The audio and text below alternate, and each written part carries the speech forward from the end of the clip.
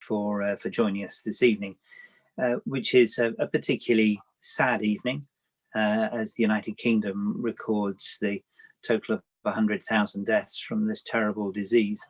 And tonight, of course, we're thinking about those all over the world who've been affected by this, particularly those in the UK and the UAE, as we work through this.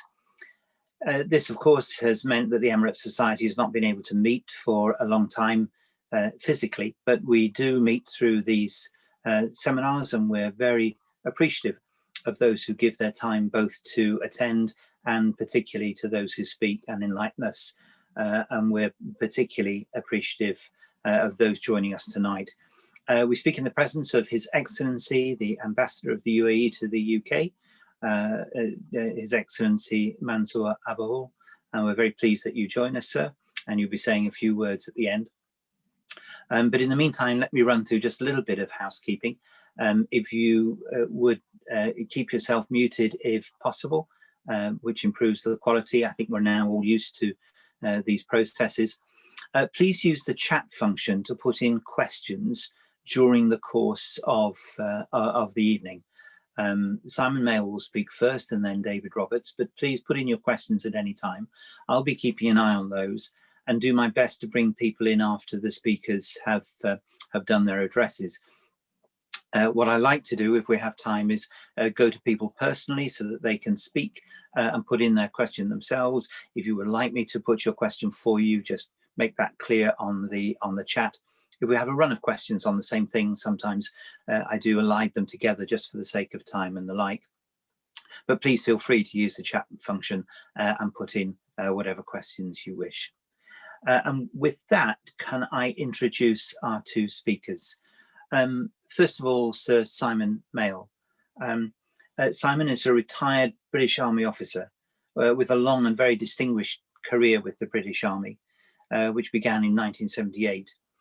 Most recently, he served as Deputy Chief of Defence Staff and as Defence Senior Advisor Middle East, which we all know as the SAMI, which has given him a particular perspective and understanding of the region, coupled with very extensive experience over the years. Deep experience, long connections with senior leadership right across the Middle East. Simon has recently written a book of his time, Soldiers in the Sand, and he'll be using that as the background for what he has to say. But he's as much a scholar in khaki as he is a soldier in the sand, as he spent seemingly almost as much time from an academic point of view understanding the region as well as being active. Our other speaker is Dr. David Roberts, who is a distinguished Middle East security defence analyst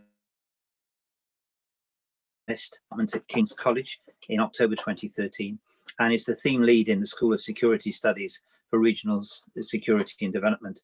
In addition to this, he's also adjunct faculty at the Sciences Po Paris School of International Affairs and is a non-resident fellow at the Arab Gulf States Institute in Washington and was previously head of RUSI's department in Qatar.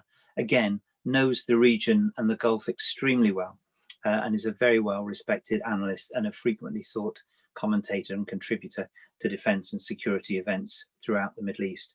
So we're absolutely delighted to have two such experienced colleagues to talk to us about what we've entitled Making Sense of Soldiers in the Sand, as two experts look back at the military in the Gulf and the prospects for the future going forward. So with that, I'd be very grateful if Sir Simon Mayall would address us first, and then we'll go straight after that to David Roberts. Simon. Well, thank you. Let me just make sure. Thank you very much indeed, Alistair. It's really, it's great to see you. I'd like to also say how nice it is to see His Excellency, the Ambassador, and my thanks to the Emirates Society for inviting me to say a few words tonight. I'm grateful to you for mentioning my book. One needs all the publicity one can get. In the book is quite a lot about, it's an overview of the whole Middle East, the wider Middle East, but quite a lot of it does deal with the Gulf. and quite a lot of it deals with the UK relationship with the Gulf, in the Gulf, and with what are now the Gulf states, that highly successful set of hyper-energetic countries that grew out of British withdrawal from the Gulf in 1971. And those historical relationships between Britain and the Gulf and this region within the wider region are very much based, as is the current relationship, on the extraordinary amount of military connectivity we have. And my own family has had very close military connections with the Gulf region. My father was in Aden in the Canal Zone in 51, 52, Aden 59, 60, 61. I spent 3 years with the Sultan of Oman's armed forces in 1985 to 87. I was at the liberation of Kuwait as the operations officer in 1991. And then a whole raft of connections all the way through to sort of 9/11. And then, as Alistair has said, as operations officer, I was the deputy commander in Iraq in a 6/7. And so my personal interest is huge in the region, and my love of the region is huge. And the reality is that the geographical position of the Gulf, in the wider sense, has always been historically a very strategic one. And unsurprisingly, areas of the world that are of strategic interest, that are crossroads, that are the great cockpits of confrontation, inevitably attract military power. And if I may, I'm going to see if I can share screen for a moment. A couple of let's have a look. Otherwise, there we go. I hope can you see that, David? I just good. And it's just worth talking about the Gulf. This is the area, if you can follow my point, which is basically from the Masandam, owned by Oman, through the long coastline of the United Arab Emirates, up to that sort of peninsula, as it were, of Qatar, the island of Bahrain, this eastern coastline of Saudi Arabia, Kuwait, and then that very narrow area of Iraq, where the Shatt al-Arab and the Tigris and Euphrates open into the Gulf, and then this very long coastline of Iran stretching out into the Indian Ocean. And this about 650 miles long, probably this about 200 miles wide, widest, averaging 50, 60 here, not very deep. And the Great Strait of Hormuz, named really after that island there, Hormuz. And with there, very relevant to the ambassador, of course, and his country, the United Arab Emirates, Abu Musa and the Greater and Lesser Tumb Islands, taken by the Iranians after the fall of the Shah in 79. And this other diagram here, again, just worth reminding people, again, sorry, I've got to go back, why this area is so important is this absolute concentration of oil and gas. This, of course, the area hugely significant long before the discovery or the utilization of oil or gas as the energy that drives the whole world economy. But one can see as the world moved onto fossil fuels why the discovery of these huge reserves of oil and gas became so critical in people's political calculation, all of them around this very, very narrow, tight area of the Arabian Gulf. And if I just got the third slide I have, is literally, if you just read the figures, it's because of the significance of the Strait of Hormuz and these trading links, which I'll come back to, and of course the requirements for the oil and gas that comes from this region, and because we have the traditional historical fault lines between Iranians, Persians, Arabs, and of course up here, the Turks, the sort of Ottoman line of control between the Ottomans and the Safavids ran through here when the Ottomans had the caliphate. And the fault line between Sunniism and Shiism, and I suppose the fault line, you could say, between the monarchies of the Gulf and the republics of Iraq, Syria, Egypt in their time, issues to do with political Islam. So security and military operations, military presence are hugely important to this part of the world. And of course, the growth of the militaries in this region has been very heavily fueled inevitably by the huge wealth that accrued to the Gulf states after, you could date probably Yom Kippur War, and when easy access to very cheap fuel from this region became very interlinked with the politics of the region, the Arab-Israeli conflict, and the huge surge and the great arms race, which really began primarily between Saudi Arabia and Iran, but drawing everybody in. But I just put those figures up, not for you to look at them in any detail, but to look at, I suppose, this is money.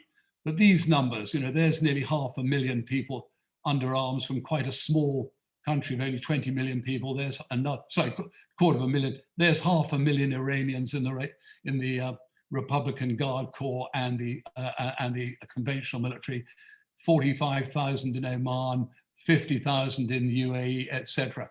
And then the presence, of course, 13,000 Americans in Kuwait, more in Bahrain with the Fifth Fleet, Qatar, Al Udeid, and CENTCOM forward. And interestingly here, the presence of Turks back in Ottoman areas. And so let me just come off that for a moment. But just worth noting that the geography of the area, the continuing reach of history, the ethnic divide that the area sits across, and the political divide. Britain's relationship, military and political and diplomatic, goes back about 250 years, really from the time the British supplanted the French and the Dutch and the Portuguese in the East Indies.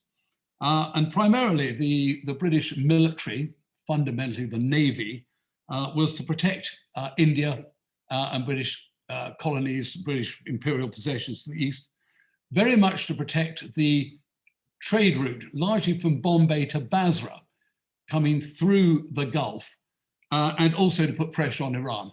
And increasingly, a lot of the Iranian dislike of the British goes back to this constant, as they see it, interference that goes back to the imperial desire to take pressure off India. And in that time, Britain was basically not terribly interested in anything politically that was outside that remit. But there was a huge issue of piracy there, and that inevitably challenged Britain's easy access to the routes there. And again, for those who know the history of the Gulf, in the 19th century, Britain formed a series of very, very effective, mutually beneficial truces with the great trading, shipping tribes of the Gulf. And they're very well-known names. The Nayanis, the Kawasis, the Maktoums, the Tanis, they're all there as the big families of the modern Gulf states. And the truces that people would think were between the British and these very, very quite predatory seagoing tribes there. I think, but in fact, a lot of them were to do with trying to stop the tribes fighting each other, hence how mutually beneficial it was. And in many ways, Britain committed quite reluctantly to the Gulf, a military presence there, based largely on a naval presence. Almost there were Marines on board, but no soldiers. And the political locus for Britain was actually in Bushehr on the Iranian coast. It eventually moved to Bahrain, where a chap who went by the grand title of the senior naval officer, Persian Gulf then, with apologies to our Arab friends, better known as Snowpeg. And this really changed, that established well, and there were huge economic benefits to the rulers of the Gulf from peace within themselves, and actually somebody as a buffer between themselves and the Shia Iranians, that great imperial power on the northern or the eastern side of the Gulf. But of course, in the 19th century, the Indian Mutiny, the British government took over India from the East India Company, so suddenly there was a genuine political requirement to take that on. The opening of the Suez Canal, World War I, World War II, the discovery of oil and the move to the requirement for oil. And all of these cemented a British military requirement to be on good terms with the Gulf rulers. And as I said, it was well respected and well liked and well regarded by the Gulf rulers themselves. And it's always good to remember that none of these current Gulf sovereign states were ever colonies of Great Britain. The only colony of Great Britain in the region was Aden. And outside Aden itself, the rest of South Yemen, never a colony, protectorates. So the relationship was always one of much more easy respect, under which people felt that Britain militarily contributed to security and stability. Now, post 1945, huge changes, particularly, of course, after the Suez crisis of 1956. And Middle East Command, which had been in Cairo during the war, and then moved to Ismailia in the Canal Zone, where my father had served, was then split between Cyprus and Aden. And that, again, it was at that time that Kuwait became, I won't say independent, they were never dependent on anything, they just formed a sovereign state. That was the way the world was moving towards the nation states.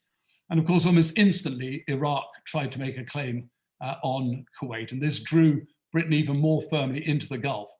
And in due course, we put what would now be recognized as our rapid reaction force into Bahrain in HMS Jafar. And in '67, we then withdrew from Aden and put the whole of Middle East Command into Aden, into Bahrain. And there were aircraft there, there was a battalion, there was a brigade there, and there were ships permanently based there. This, of course, then coincided with the '68 decision to withdraw from East of Suez, which wasn't just, which was originally supposed to be from the Far East. With India gone under independence in 47, 48, there seemed to be no requirement, or where Britain was overstretched. And then suddenly it was decided that Britain would actually withdraw from the Gulf. And that was met with huge angst by our friends in the Gulf. I say ours, speaking as a Brit here. And the rulers of what became the UAE, Bahrain, Qatar, all offered to pay for the British to stay in the Gulf.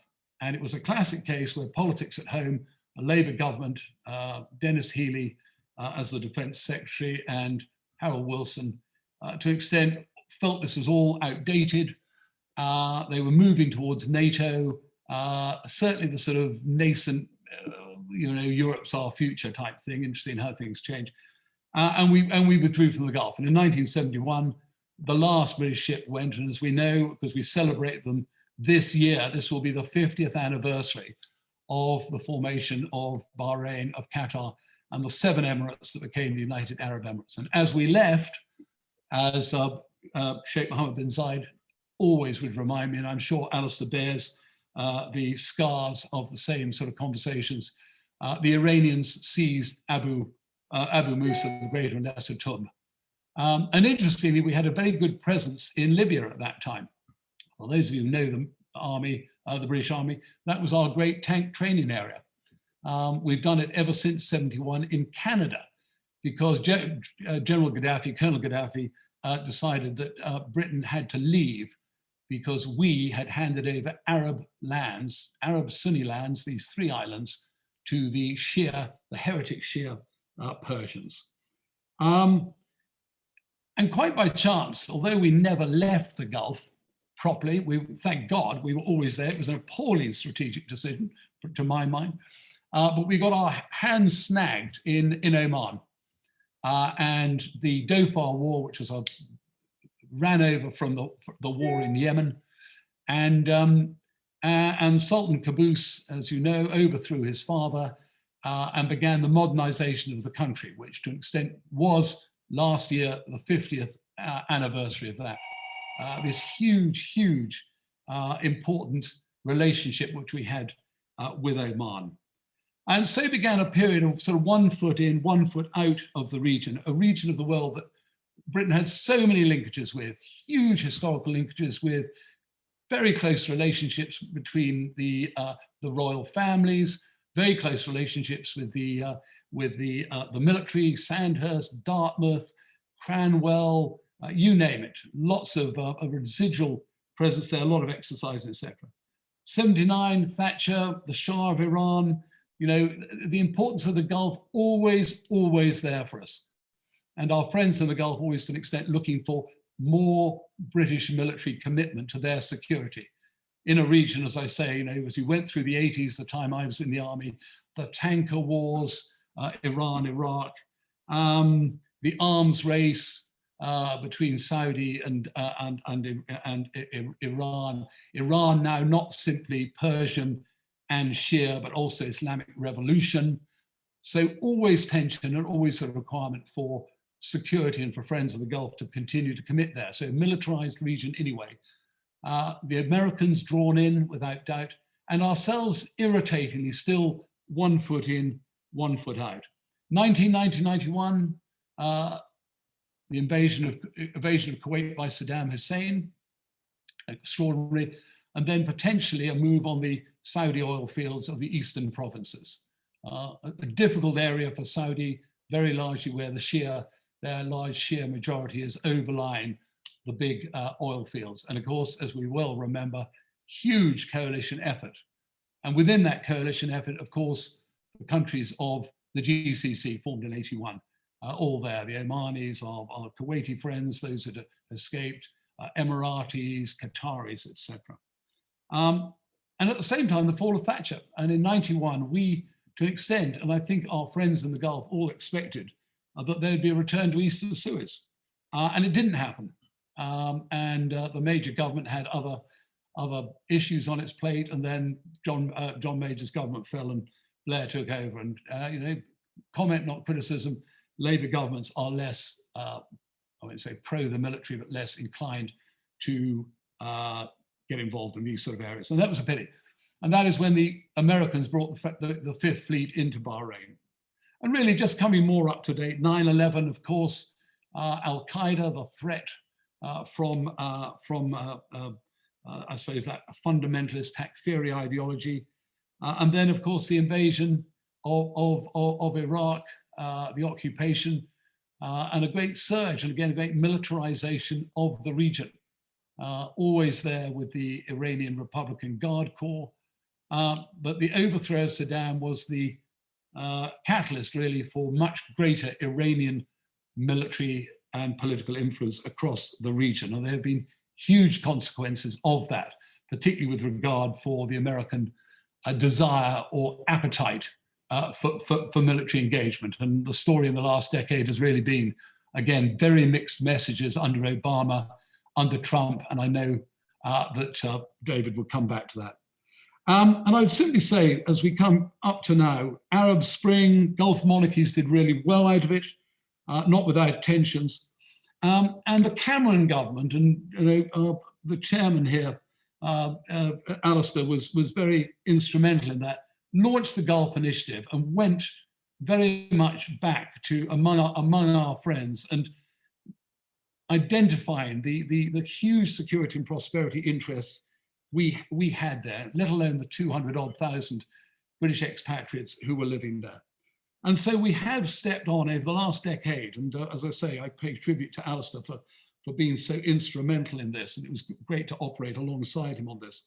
You know, we are still with new challenges and old fault lines, energy requirements, US politics with which we could do something, the new Gulf-Israel issue and that rapprochement, which David might cover, certainly a more interesting Chinese engagement in that region.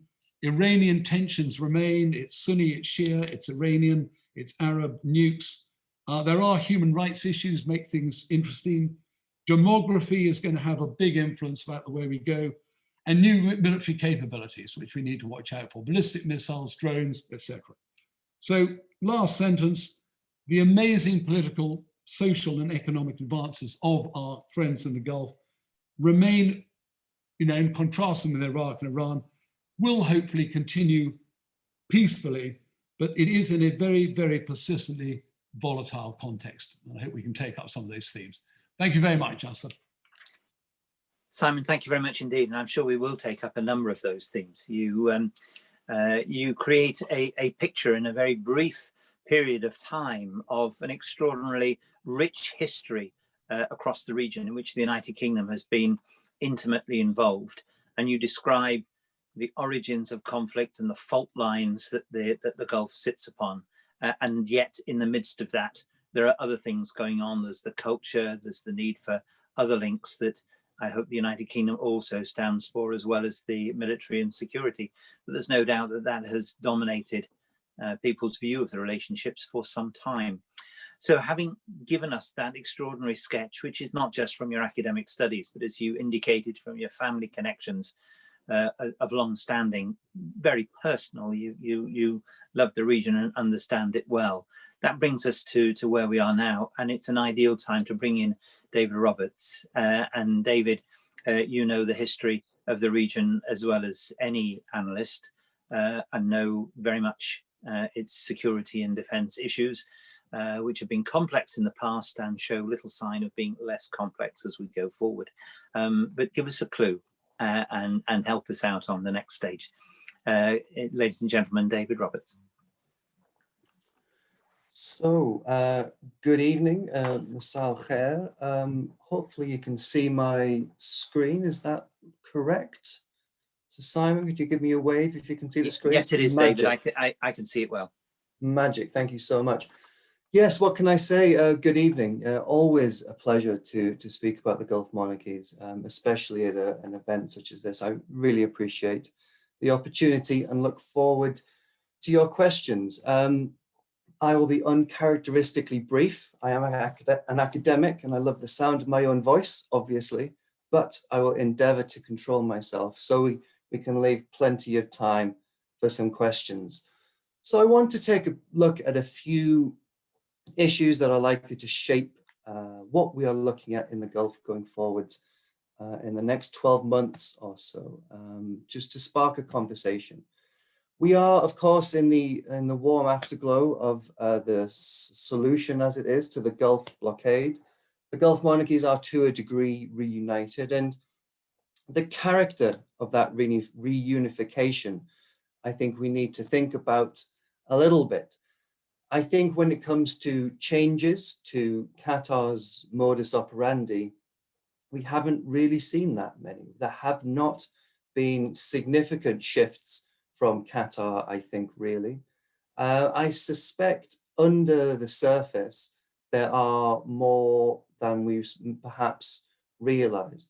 I can imagine a certain amount of de-engaging from the Qataris with their multifarious sort of links with groups who often find themselves, as it were, on the Islamist spectrum. Qatar has, of course, done this before, and I think they might be sort of engaging with this again. Al Jazeera, I suspect, has a new editorial line already. Again, we have seen this before. We need to remember that the Saudis withdrew their ambassador from Qatar for 5, 6, 7 years in the mid-2000s. And the Saudi ambassador returned in 2008 on the agreement that Al Jazeera would, for want of a better description, behave itself.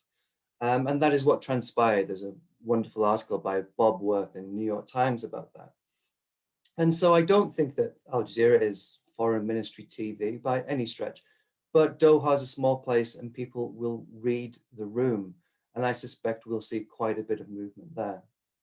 If I may plug a short article I wrote last week, I think, for the Arab Gulf States Institute, I asked the question of whether Qatar would shift its modus operandi a bit more generally. I made the point, Qatar is a sovereign state. It can do whatever policies it wants. It's the right of all sovereign states. But it perhaps needs to recognize that it, like all states, is a prisoner of its geography, that it needs to, these very important alliances with the US, the UK, Turkey, and so on, they are important. But Qatar needs to make a fundamental peace, as it were, with its nearest and dearest. And I don't know if we'll see that change. I suspect we'll see a certain calming down of the Qatari approach. So this is all somewhat positive, I suppose. speaking briefly about Saudi Arabia and the role of Saudi Arabia, I think Saudi was always going to lead a reconciliation. I think that's been clear since kind of day one, really. And increasingly, I think we are seeing the reassertion of normal, healthy, if you will, intra-Gulf competition. People have pointed out a few different issues on which Saudi Arabia and the UAE are, for example, getting a bit divided. There were some issues in Yemen and so on. But to be honest, I don't really hold with that sentiment. I see a fundamental, quite a strong strategic alignment between the two states, over which will sort of stand them in good stead. I think we might see an increasing number of smaller issues of slight divergence, which is by far the historical norm. So I think we'll see a certain reversion to the regional norm there. But as I say, amid or set in a wider strategic sort of alignment is what I'm sort of assuming. Lingering issues, well, yes, there certainly are. There are lots of small irritating problems at the moment between Qatar and Bahrain. That relationship, as we all know very well, is fractious, has been fractious for an extraordinarily long time.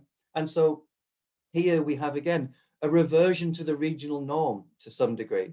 And the regional norm is not a full-scale blockade. The regional norm is griping and a bit of anger, like we all have with our neighbors, where we've got these long and intertwined histories. I am broadly pessimistic of any particularly significant shift in the Emirati-Qatari relationship. I think trust is shot there for a while, at least. We will see. We need to remember that we keep getting surprised by things that happen in the Gulf, especially in recent years. But that's the way I see it at the moment. And so we're just going back to history as we found it, with the usual lack of full-scale alignment within the GCC, but a broad purpose. It's a broad church, as it were. I want to speak just for a minute or two about the Biden administration and just briefly focus on some of the people, just to take a quick snapshot of what's going on there. I'm not going through CVs or whatever, but these individuals, for example, are from the National Security Council, of course, Jake Sullivan, the National Security Advisor, Brett McGurk, Middle East Coordinator, and Barbara Leaf, the Senior Director for the Middle East. All have a huge amount of experience in the region, is the point I'm making here. So Jake Sullivan took the initial lead on the original JCPOA. He's involved in the Gaza ceasefire. Brett McGurk has been very deeply involved in the counter-Daesh, ISIS, Islamic State operations, so we'll know Emirati friends very well. Barbara Leaf is, of course, the former US ambassador to the UAE. In the sort of wider defense realm, Lloyd Austin, the secretary, very experienced in the wider Gulf, needless to say, former US's force commander in Iraq. Colin Khal, who's the Under Secretary for Defense Policy, very long-term MENA hand, as it were, very involved in the nuclear file as well. And then lots of other people. I mean, I just pick out Mara Karlin here. You know, he's principal director for international security affairs in the Office of the Secretary of Defense. And again, a very frequent visitor to the Gulf. And I think the fundamental familiarity with so many incoming people to the Biden administration is something that will pay a certain amount of dividends later on. There are flip sides to it, as will come on. And last but not least, of course, in the CIA, Bill Burns is the former ambassador to Jordan, Assistant Secretary for Near Eastern Affairs, and his deputy was the architect of the sanctions against Iran. So hugely experienced people working with friends in the Gulf, now in the Biden administration. So we need to keep those issues in mind, I think. Changes in style and tone that might affect our friends in the Gulf. I think there are a couple of things we might want to think about. I do not have a crystal ball, but I can imagine the Biden administration being really quite concerned with domestic politics. I think he will have a busy plate. So that's something to keep in mind about the fundamental prioritization of the Gulf amid an assailing and a growing number of issues on his plate. There are elements of discord coming up, I suspect. I would imagine the Biden administration they are already evidencing, I think, a certain amount of distrust or disengagement, if you will, which will manifest in, I think, increasing pressure on, this is mostly Saudi Arabia, of course, when it comes to its role in Yemen, though the UAE is not indistinct from that. Some of the human rights issues will come to the fore in the next 6 months. I think it could be a pretty sticky few months for the US-Saudi relationship, during which time I suspect Saudi will need the counsel, as it were, the advice of its strategic ally in the UAE there.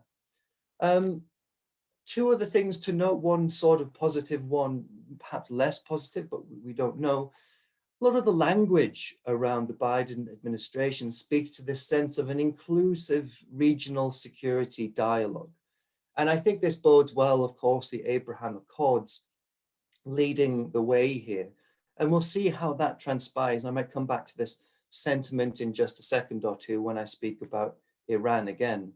But a slight issue of tension or slight disagreement perhaps depends on how much the Biden administration pushes the logic of the Green Deal, if you get my drift, his Green Deal orientation versus the ADNOC's expansion in OPEC and these sorts of issues. I mean, that's already causing certain amount of friction with Saudi Arabia, but we'll have to see about that.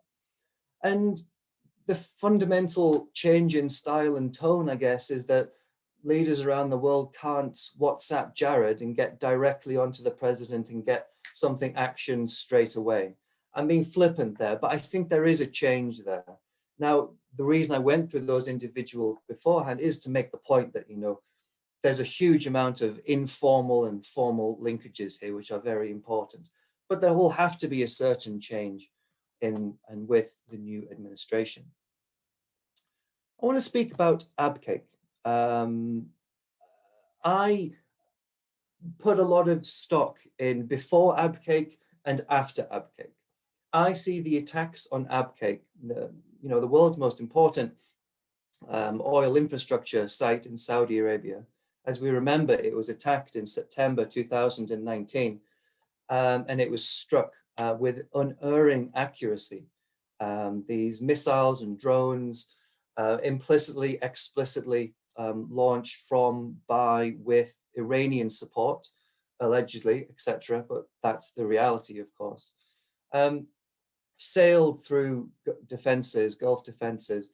And I think we will come to see this as a pivotal moment in the US Gulf relationship.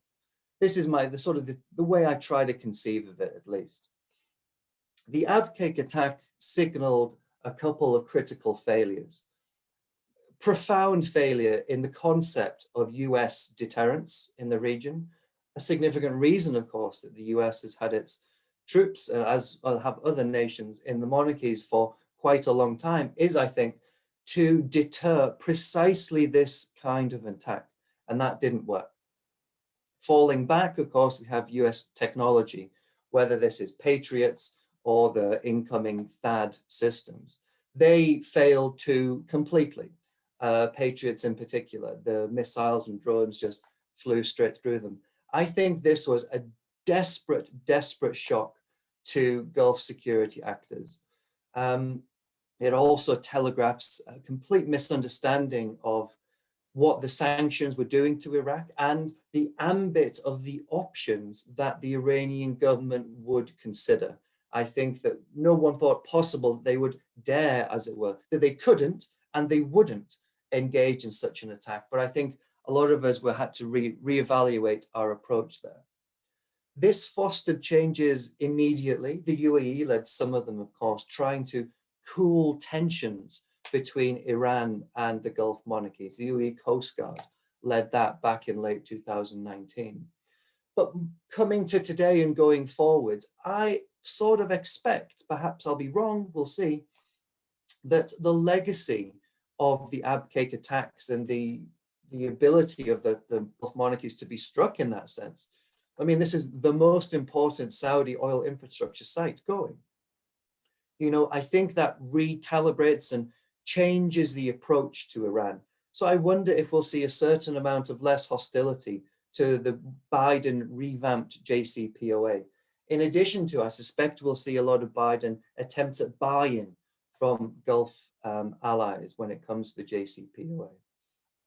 A pragmatic reaction is the expansion of US basing facilities in Saudi Arabia and in Iran, very clearly in search of strategic depth and diversification of the dependencies of the likes of Al Udeid and the base, of course, in the bases in the UAE.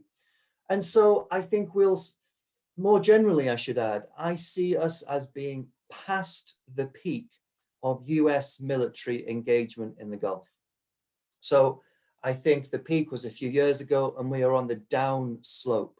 I think therefore we will see more of a mosaic approach to Gulf security when it comes to international allies. The UK playing an increasing role there, the French, the Turks, and so on. Maybe specific systems by other nations as well. I think that is the approach that we will see.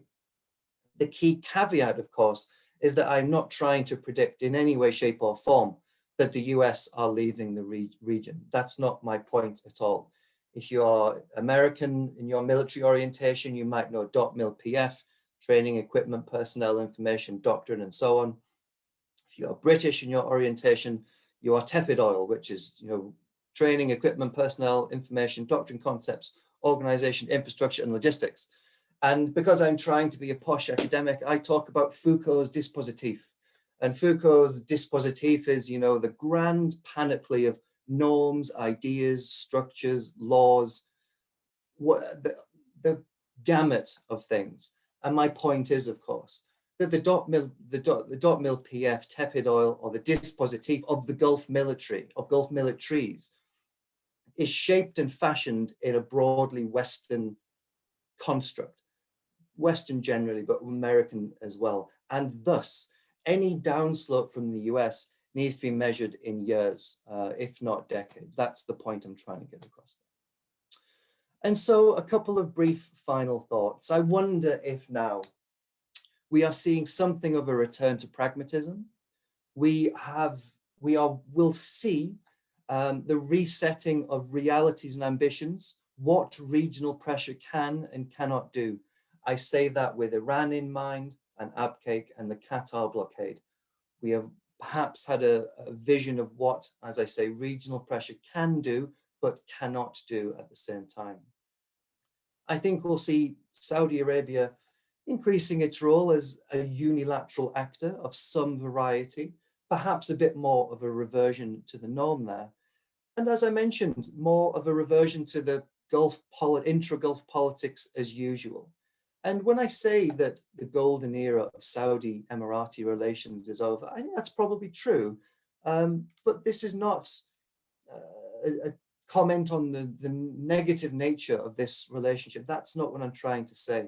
I just think we'll return to a bit more of a normal relationship where there's a few more tensions and we are past that point where we saw an unusual level of symbiosis between the two states. And I would be delighted to answer questions on, or try to, give the hard ones to Sir Simon, of course, but go from there. Thanks so much.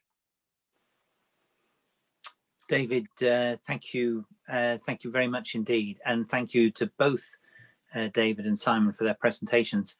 Thank you for the questions that have been coming in. Before I turn to those, I want to take Chairman's prerogative of throwing a question at both of you, if I may. And then I will divide up the questions so that there's plenty of time for the questions so that speakers don't feel obliged to answer each one, both of them at the same time.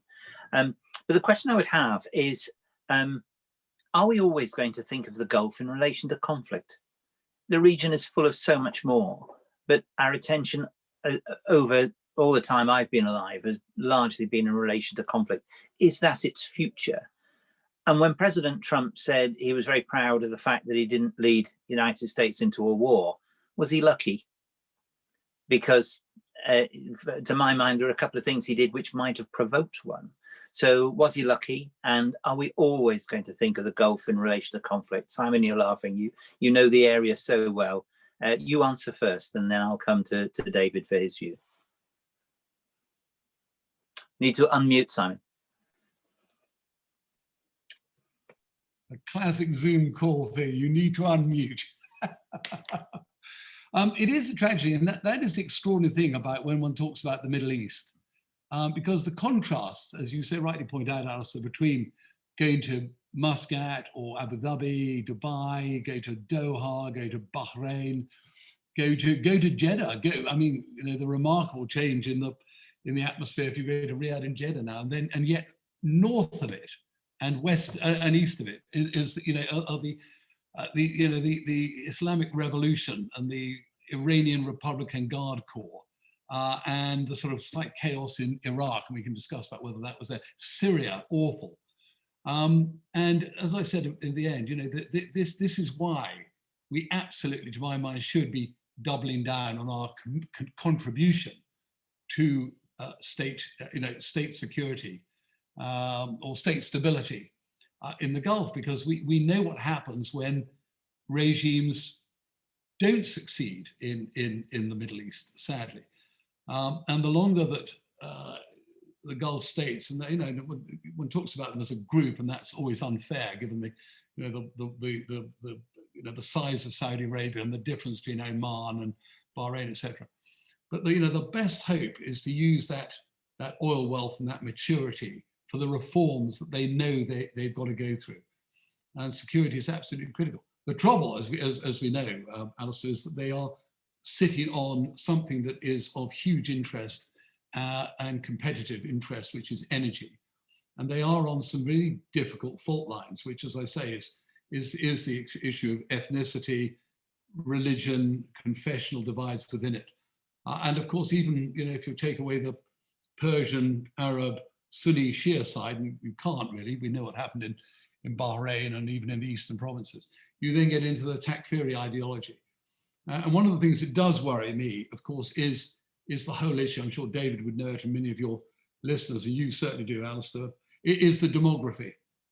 The frightening sort of population pyramids there, and finding the political, social, economic models that can absorb that amount of aspiration and ambition is difficult. But I do say, and I'm pleased to hear David say that he doesn't see the Americans pulling out. I think the Americans have got to both stop sending mixed messages. It's too important to the world. And if a vacuum exists there, it will be filled by somebody else, probably the Chinese, because whatever the energy equation is in Western Europe or America, it hasn't changed in the East. Sorry, slightly long answer, but to my mind, just argues for keeping there, because there's always the potential for conflict. We've got a vested interest in not being conflict. Let's, for goodness sake, stay engaged. Okay, thank you very much. David, what do you think? Well, just a brief thought or two. I mean, we need to stand back a bit and reflect in this sort of, with this question on the many successes of the Gulf monarchies. It's like, quite obviously, many of them are blessed with immense hydrocarbon wealth. But if you ask the people of Venezuela, Iraq, and Iran whether that axiomatically, automatically leads to societal wealth, they would very much disagree. And so the monarchies have quite demonstrably got a lot right. At the same time, like every state in the world, there's a million and one things they could improve on. I can think of one or two in the UK, a few decisions we've made, perhaps. But we can just focus, I guess, on these successes. And what can I say? No one particularly, I mean, the Gulf, the smaller monarchies in particular, with a complete lack of strategic depth, I think they realize perfectly well that any kind of a conflict is an absolute disaster of any size, shape, or form. And so I think those factors kind of come together. Of course, it's a fractious region, as Simon has laid out expertly, but I don't see in any way, shape, or form this doomed to perennial conflict. Doomed to fractiousness, sure, and let's try to keep it that, I guess. Okay, thanks very much. I'd like to go on to some of the questions that have come in now. Andrew Green. Andrew, you put in a question, and I'd like to go to you so that you could ask your question personally, and then I will ask the next question on behalf of James White. But Andrew, if you're there, would you like to put your question to both panelists? If you unmute, to coin a phrase. How's that? Yeah, it's fine, Andrew. I can hear you. Well, I would take a long-term view of this, and I've put a long-term question to the panel. I was actually the last assistant political agent in Abu Dhabi, and I translated the various documents concerned. So I take that kind of view, and I put this question. How do you judge the outlook for stability in the region, given the chaos in Yemen and in Iraq also, and the doubts about events in Iran that you've touched on? It's a big question, but what's your feel? Thank you, Andrew. And your background illustrates the depth that the Emirates Society can attract to people who really understand the region very well and have contributed hugely to what we see today from what there was before. But Andrew, thank you for your question. David, do you want to take that first? Thanks so much. My initial thoughts are actually that my key concern doesn't actually lie, for this question, doesn't lie in Yemen or Iraq. It probably lies in Saudi Arabia. I mean, if you remember, in January, February last year, the IMF released a pretty apocalyptic report speaking to the wealth and the hydrocarbons and so on of the Gulf monarchies. And it was terrible reading if you were from Saudi Arabia in particular. And so I think that the fundamental transition that Mohammed bin Salman is trying to spearhead, and I use the word fundamental in the proper sense there, like a profound transition that he's trying to lead. I think that we all need to wish him the best and do whatever we can to help him along the way. And that, I think, is the anchoring strategic alignment that the UAE has with Saudi Arabia, and why, going back to an earlier point, I'm not so fussed about operational, for want of a better description, smaller issues getting in the way. And so to fundamental stability questions, I think it's down to Saudi Arabia. I don't want to dismiss Yemen. It's a complete catastrophe, needless to say. But I think looking out medium and long term, I think it's within the monarchies. Simon? Yeah, I certainly think, going back to Saudi Arabia, as I say, the temptation to put them all in one pot, which is always completely wrong. Obviously, Saudi Arabia has that weight. I do worry about the Biden administration. I think the Trump administration was, had worries about it for a completely different set of reasons. Issues like Yemen and Jamal Khashoggi won't go away. And as I said, on the one hand, realpolitik, you would want the Americans for any number of reasons to be well engaged, wishing reform movements in the Gulf well, an area where there is some time, there is some money. And I do echo what David said about the stewardship. I think the extraordinary stewardship of the monarchical families there. And that's what, Mohammed bin Salman is riding a bit of a tiger. And I remember talking to the Saudi foreign minister about the lesson from Iran. And all of us, well, not all of us can remember, but we do know how we heard what we wanted to hear about Iran. It was modernizing, it was reforming, it was absolutely on our agenda, as it were. And then the whole thing collapsed. And goes back to my point about demography. But issues like Yemen, which is actually the same population size as Saudi Arabia, and issues like Iran being drawn further, largely thanks to our occupation invasion, into Iraq, into Syria, into Beirut, plus the issue of Iranian fragility, I suppose, the capacity for some of these issues to wash into our sort of precious Gulf monarchies while they're still undergoing this change, I think does worry me. And hence back to, I'd hate to see the Americans step away. My worry is for a number of reasons. The realpolitik merchants will be exactly as David says, deeply aware of the pressure, etc. But there will be some issues to do with that American thing. And I think Britain could step up and should step up in a manner that could take some of that pressure off and spread that mosaic a bit helpfully. Thank you. Thank you. I've got a question now that I'll read on behalf of Jim White, which keeps us in the same area of how to avoid conflict. And then after that, my next questioner will be Jeremy Williams. But let me deal with Jim White's question first. He says, I was taught that it determines economics, which in turn determines politics, which determines the extent of conflict. If the Gulf nations could improve intra-regional economic dependency, would this reduce conflict?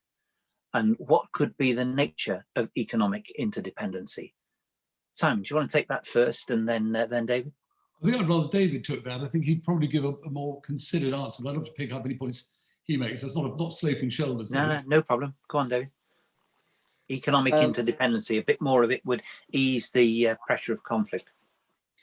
Well, in wider comparative politics, one of the absolute anomalies and weird things about the wider Middle East is a comparatively very small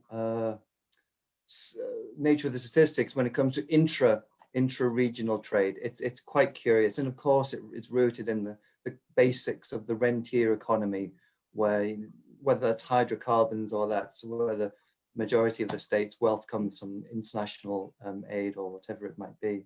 So as a basic point, yes, the very fact that there is such a lack of intra-economic dependence upon each other across the borders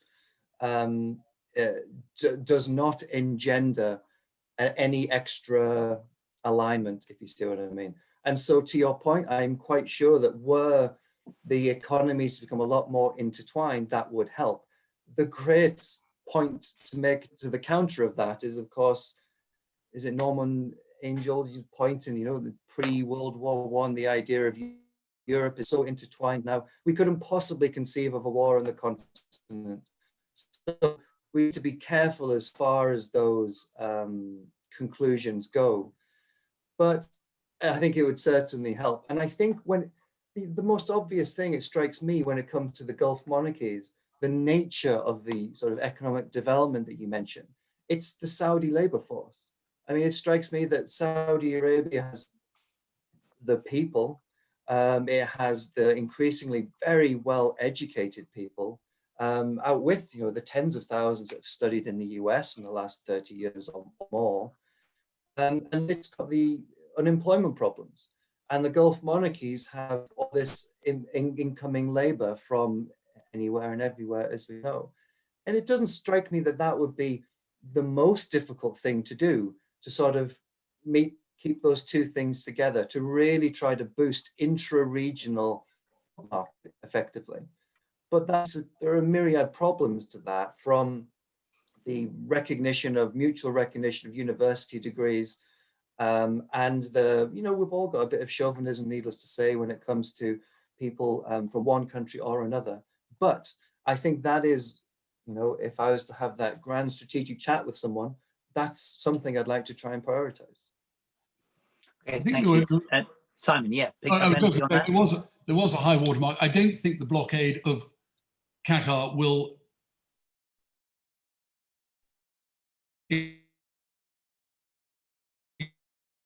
encourage people. Qatar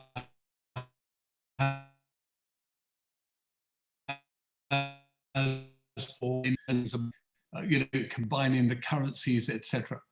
And one's got to keep remembering these are not just states as we understand them. They are family affairs. And the relationships between Mayall and even Maktoums within one country, let alone the Thanis and the Khalifas, do militate against. It is a pity, and David's quite right to put North Africa, which should be an absolute easy one across the littoral, just about the worst in the world. So there are genuine reasons why that ambition is a good one, and economically would make sense, but the realities would counter it. Thanks very much. We're running well for time, and some questions will take us up to time now. As I said, I'd like to go to Jeremy Williams, who has a very specific question for David.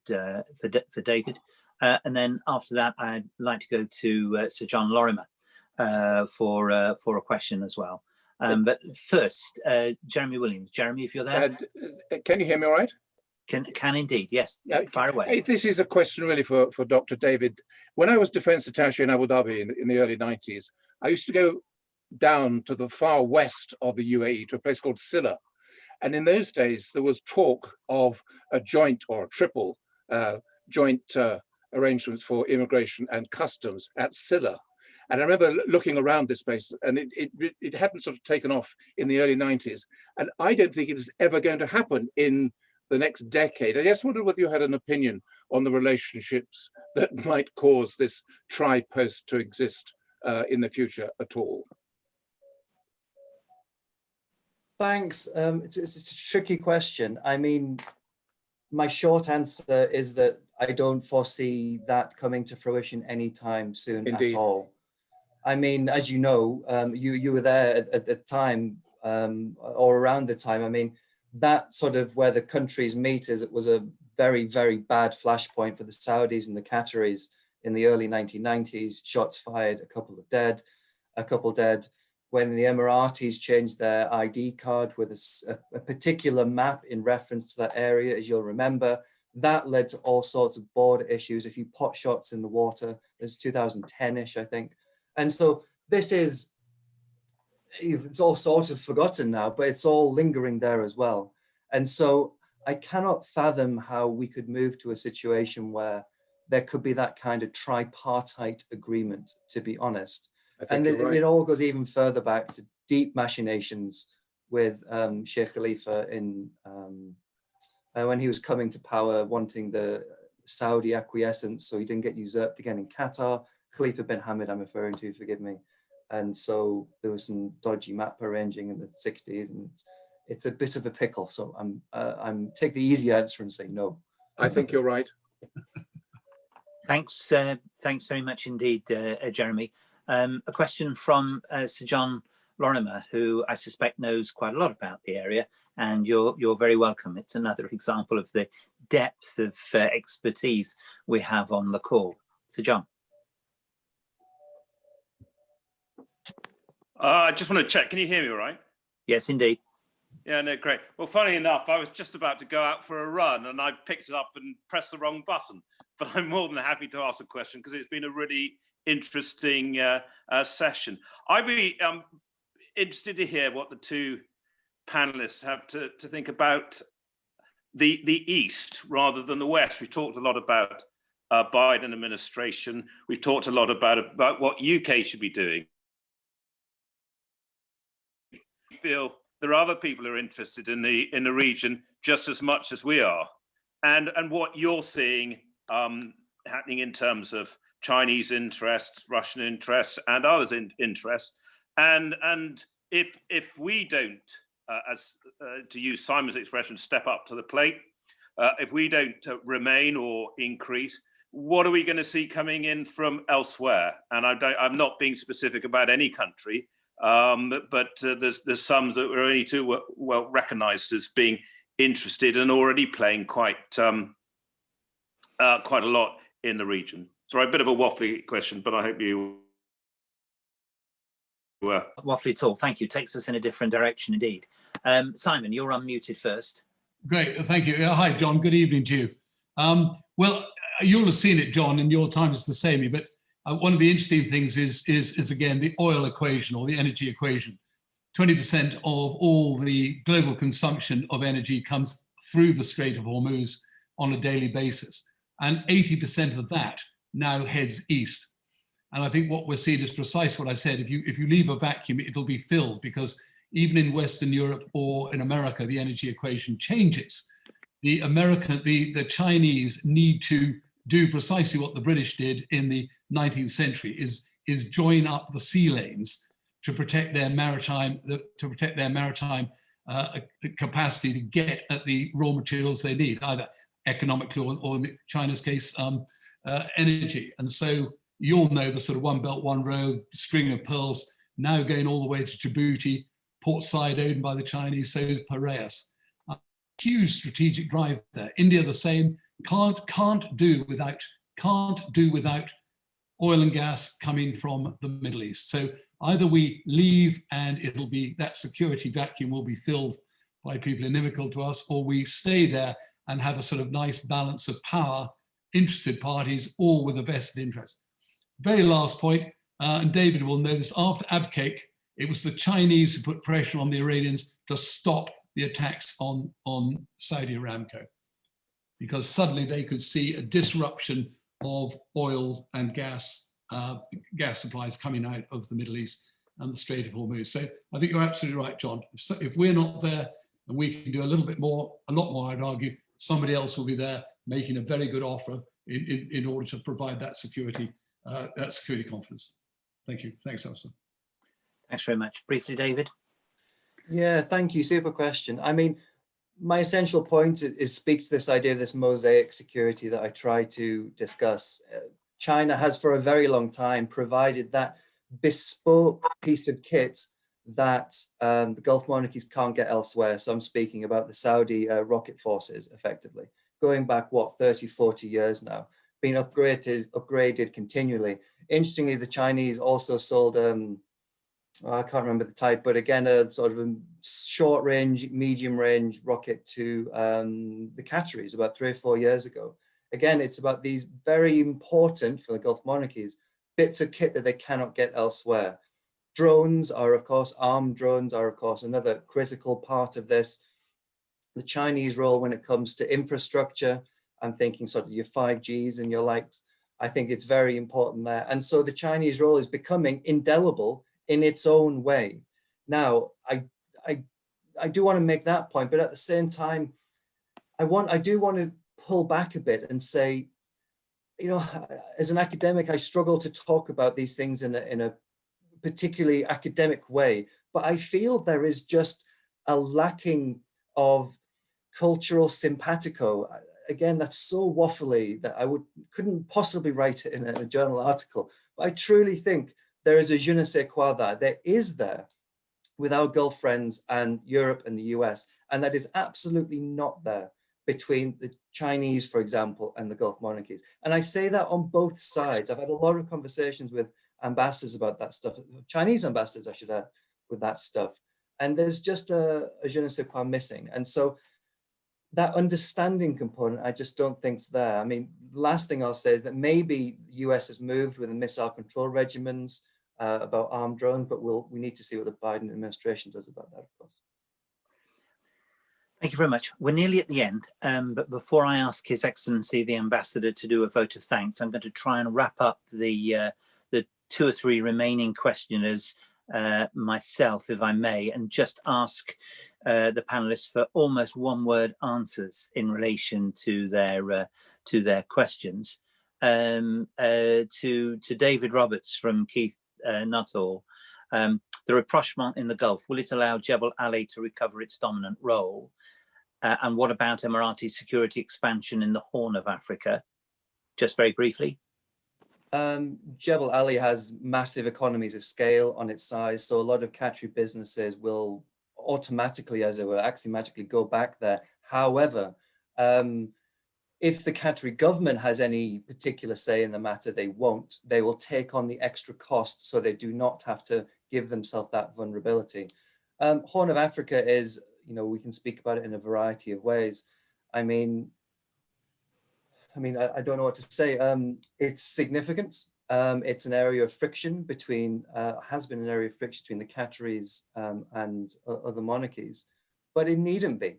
The aims there are broadly aligned. We can have a longer conversation about how you go about things, but stability is the name of the game. And so there is a common goal ultimately, inshallah. Thank you. Simon, what would be the best word you would choose to answer Conrad Deverell's question about what influence the UK will have on the region in the future? The answer is a very positive one, and it goes back to what David Roberts said about the affinity between our Gulf friends and the United Kingdom. And it's really for the British to drop the ball or pick it up and run with it. There's an endless appetite, I believe, for engagement at every level in every sector from Britain in that region, be it security, economy, prosperity, education, health, you name it. And I hope that this government will seize that opportunity, pushing it an open door and be a contributor to many of the other issues we've discussed. Fantastic, and I would agree with you 100%. And the last question I will answer, Bashir Simon, our very good friend, asks about the Biden administration and indeed the area that David was talking about earlier, looking at some of the individuals and making the point, which is recognized that although they're Obama officials and know the area very well, Obama's policy in the Middle East wasn't all that popular with Gulf states. Will they do things differently now? My sense, very much, Bashir, is they will. It isn't 2016 anymore. And although these colleagues do have a lot of experience, I don't expect them not to be aware of that. But the question you pose is the one that is currently hanging over the region. What have these very experienced and very good colleagues, and many of us on the call have worked with them and we think very well of them, what will they have learned and what will it mean? We're not quite sure and we'll have to wait and see. But your point that the policy was not universal, that the 2008-2016 policy was not universally popular is well known in the region. And it will be interesting to see how the Americans deal with that. I've had to close the questions now. I'm very, very appreciative of all the people that have taken part. But now we do come to the je ne sais quoi moment, which is the ambassador. And Ambassador who's going to offer a vote of thanks. Your Excellency. Thank you, Alistair. Really, I think I have to underline this, but really want to thank you, Alistair, personally, you know, on behalf of the work you've been doing. And it's really testimony to your dedication and selflessness, really to continue chairing the Emirates Society whilst you're despite still recovering from heart surgery. And I didn't want this occasion to pass without paying tribute to the excellent work you're doing at improving relations between our two countries. Thank you. You're a superb chair for the Emirates Society. May I also thank the excellent distinguished speakers we had. It was a fascinating, insightful discussion. So Simon, I'm determined to get hold of the latest copy of your book, which I'm sure will have as much wit and flair as you showed in the talk today. And of course, David, it was fascinating listening to the research and in-depth presentation you gave, and I learned an awful lot today. And of course, finally, thank you to the excellent guests we've had and the questions that were raised. I think it was a really engaging session, and so I'm very, very glad of that. So thank you very much for taking part. And just to thank the wider team, Eve, and the team that also support in bringing together the event. I'm really grateful for that. And I hope this is one of many excellent events for Emirates Society in 2021. And have a nice evening. Thank you. Your Excellency, thank you very much. That rounds it off very nicely. All the attendees will have had a note about the next Emirates Society event, which is coming up very quickly on the 1st of February, where we'll be looking at the progress of the Hope Mars mission again. But to all those who've taken part tonight, thank you very much. Your Excellency, thank you for your kind words all round. I hope everyone continues to enjoy their evening, and thank you very much for starting it off in such a terrific fashion. Good night to everyone. Thanks, Your Excellency. Thanks very much, Alistair. Bye-bye. You're welcome. Thank you all. Good evening all.